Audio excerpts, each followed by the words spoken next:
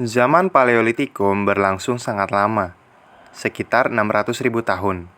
Namun, tingkat peradabannya dapat dikatakan cukup rendah, yaitu hanya sekitar mengembara, memburu, menangkap ikan, dan mengumpulkan bahan makanan, seperti buah-buahan, ubi, dan sebagainya. Lalu, menjelang akhir Pleistosen, manusia telah menjadi manusia sesungguhnya, Homo sapiens. Kemudian, beralihlah ke masa Holosen yang kebudayaannya berkembang dengan cepat. Pergantian dari Pleistosen ke Holosen tidak menghilangkan kebudayaan Paleolitikum, namun terus berlangsung dan mengalami perkembangan. Di Indonesia sendiri, kebudayaan Paleolitikum mendapatkan pengaruh dari wilayah Asia lainnya, sehingga menimbulkan sebuah kebudayaan baru yang dinamakan dengan Mesolitikum. Salah satu corak dari Mesolitikum ialah adanya peninggalan yang berasal dari bahasa Denmark, yaitu kejoken modinger, kejoken dapur, moding sampah, yang berarti sampah-sampah dapur. Dapat ditemukan di sepanjang pantai Sumatera Timur Laut, di antara Langsa di Aceh dan Medan. Bekas ini menunjukkan telah adanya penduduk pantai dengan rumah-rumah bertonggak, dengan memakan siput dan kerang, dengan cara dipatahkan ujung siput dan kemudian dihisap isinya. Kulit siput dan kerang dibuang selama waktu ratusan hingga ribuan tahun, sehingga menjelma menjadi bukit kerang yang tingginya mencapai 7 meter. Bukit-bukit inilah yang dinamakan kecoken Modinger. Para ahli geologi awalnya mengira kecoken Modinger merupakan suatu lapisan bumi yang istimewa. Tetapi ternyata bukit-bukit tersebut merupakan hasil tangan manusia yang dilakukan secara tidak sengaja. Bukit tersebut tidak bercampur dengan tanah maupun pasir. Kaki bukitnya lebih rendah dan tanah sekelilingnya, dan sebagian kerang telah menjadi fosil dan bersatu sehingga menjadi padat. Van Steyn melakukan penyelidikan mengenai bukit kerang dan mendapatkan banyak kapak genggam yang diberi nama pebble atau kapak Sumatera di dalam tumpukan bukit tersebut. Kapak genggam ini berbeda dari koper atau kapak genggam Paleolitikum yang terbuat dari batu kali yang kemudian dipecah. Sisi luarnya halus, sementara sisi dalamnya dikerjakan lebih lanjut sesuai dengan kebutuhan. Kapak lainnya yang hanya terdapat pada masa ini yaitu kapak pendek, bentuknya setengah lingkaran, mirip kapak genggam, dipukul atau dipecah, kemudian diasah. Sisi tajamnya pada yang melengkung dan masih dipertanyakan apakah ini kapak atau bukan. Penemuan lainnya yaitu berbagai pipihan batu penggiling, seperti landasannya yang berfungsi bukan hanya untuk menggiling makanan tapi juga untuk menghaluskan cat merah. Kegunaan cat merah sendiri belum diketahui, namun kemungkinan besar digunakan dalam hal keagamaan. Di lapisan teratas ditemukan pecahan periuk belangga dan parang dari besi atau yang lainnya yang berasal dari zaman logam. Keterangan mengenai ada logam pada tumpukan ialah kemungkinan penduduk bukit mendiami wilayah tersebut hingga zaman logam atau ditinggalkan saat zaman Neolitikum dan dihuni lagi saat zaman logam. Abrishos Roch ialah gua-gua yang menyerupai ceruk-ceruk yang digunakan sebagai tempat tinggal manusia pada masa Mesolitikum. Selama tahun 1893-1896, Fritz Saracen dan Paul Saracen melakukan penelitian di gua-gua di Lumancong, Sulawesi Selatan yang masih didiami oleh suku bangsa Toala. Keduanya menganggap orang-orang Toala sebagai keturunan langsung dari penduduk Sulawesi Selatan zaman prasejarah dan masih sekeluarga dengan suku bangsa Weda dan Sailan.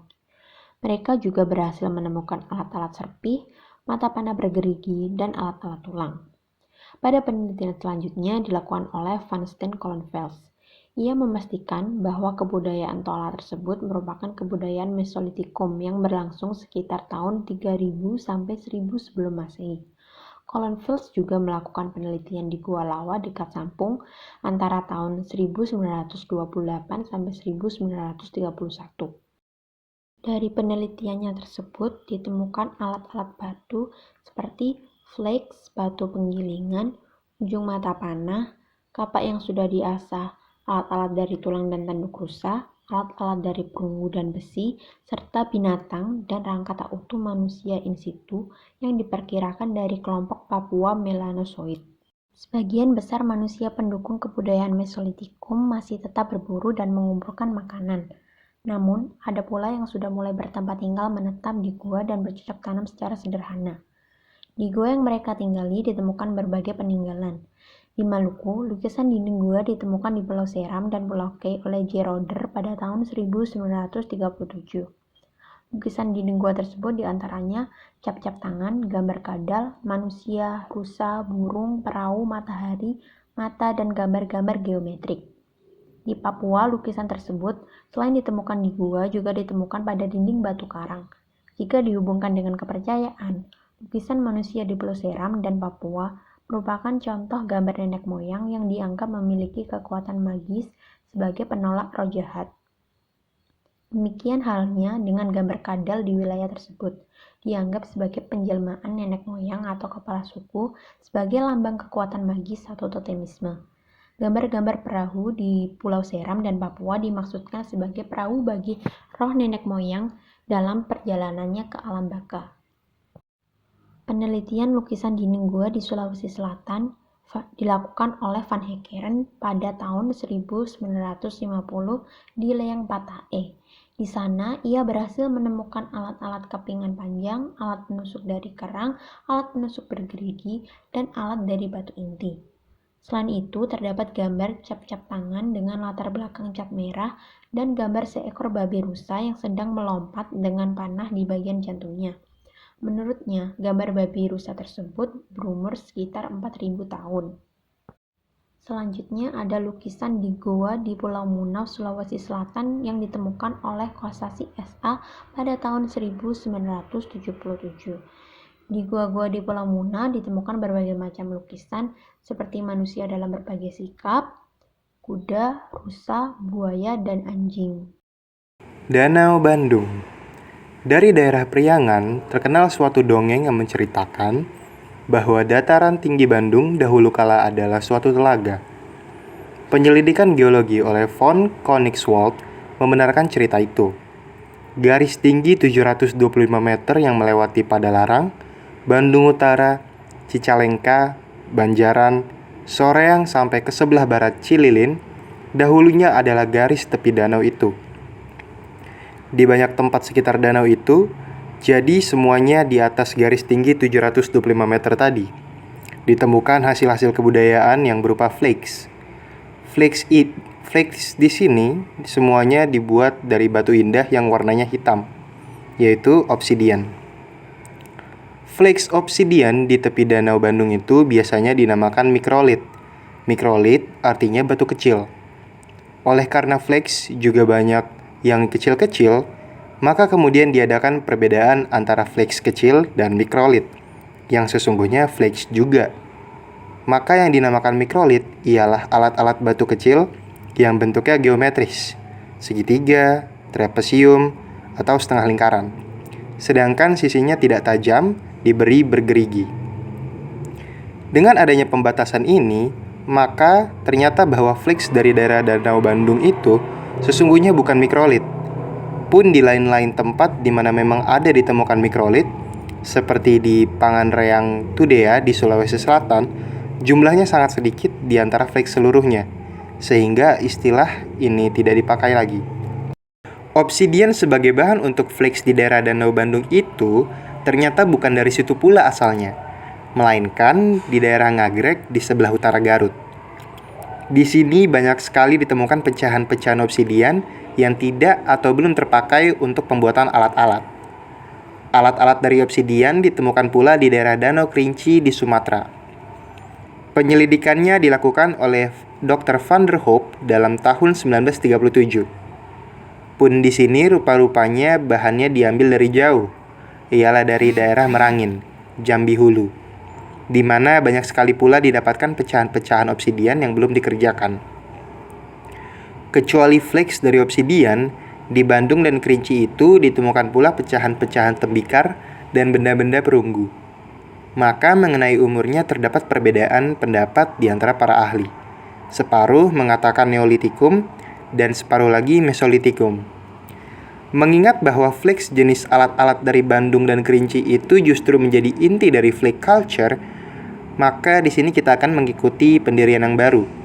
Ialah bahwa kebudayaan di sekitar Danau Bandung dan Kerinci termasuk Mesolitikum. Adanya pecahan-pecahan tembikar dan benda-benda perunggu hanyalah menunjukkan bahwa sesudah zaman Mesolitikum berakhir, kebudayaan di sana berlangsung terus dan mengikuti perkembangan selanjutnya menjadi Neolitikum dan zaman perunggu. Kebudayaan Bakson Hobin berasal dari peradaban manusia purba di lembah sungai Mekong, Vietnam. Secara geografis, Bakson dan Hobin ini merupakan sebuah wilayah subur di sekitar Teluk Tonkin, Indochina. Pengaruh utama budaya ini terhadap perkembangan budaya di Indonesia berkaitan dengan alat-alat yang terbuat dari batu. Jenis batu yang dipakai umumnya berasal dari sungai dan dikerjakan dengan teknik penyerpihan pada satu atau dua sisi batu dengan berbagai bentuk. Nantinya dari hasil penyerpihan ini menunjukkan adanya keragaman bentuk, ada yang berbentuk lonjong, segi empat, segitiga, dan beberapa diantaranya ada yang berbentuk berpinggang. Alat-alat khas budaya Bakson Hobin ternyata banyak ditemukan di Indonesia, khususnya Sumatera, yang berupa kapak genggam Sumatera. Alat ini juga ternyata ditemukan di Jawa, Nusa Tenggara, Kalimantan, dan juga Papua. Peralatan Mesolitikum itu juga ditemukan di Kyokan Modinga dan Abricus.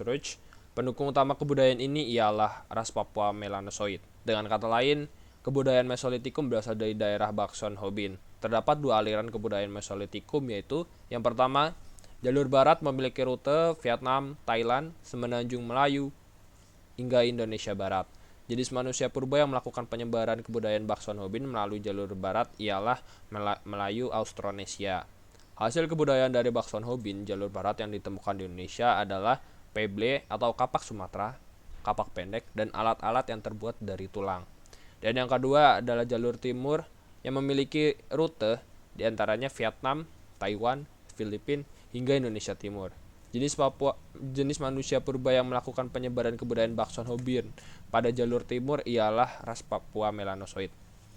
Hasil kebudayaan dari Bakson Hobin jalur timur yang ditemukan di Indonesia ialah flakes atau alat serpih. 1. Kebudayaan kapak genggam Sumatera.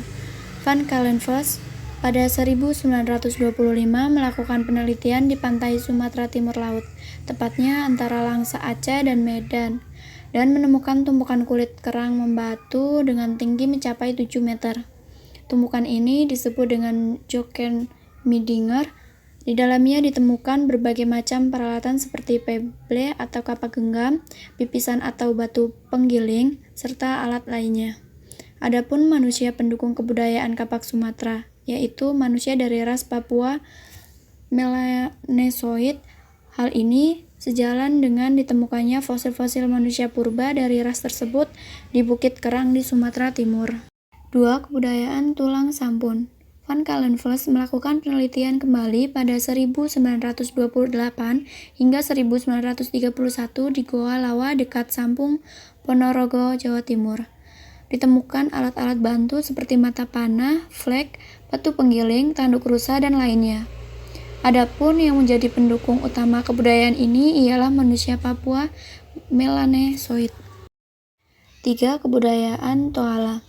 Dua orang bersaudara, Fritz Saracen dan Paul Saracen, melakukan penelitian di goa-goa Abricus di Lumajang, Sulawesi Selatan yang pada saat itu masih didiami suku Toala.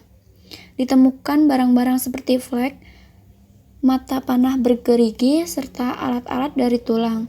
Selanjutnya, Van Calenfos dan Van Heckeren melakukan penelitian dan menyimpulkan bahwa kebudayaan Toala termasuk kebudayaan Mesolitikum. Di wilayah Maros, Bone, dan Bantaeng, Sulawesi Selatan, ditemukan alat yang sama. Ciri khas dari kebudayaan ini yaitu flakes bergerigi. Pendukung utama kebudayaan ini ialah orang-orang Weda dan Sri Lanka dan termasuk ras Wedoid. Sementara yang lainnya mengatakan bahwa mereka merupakan manusia dari ras Papua Melanosoid.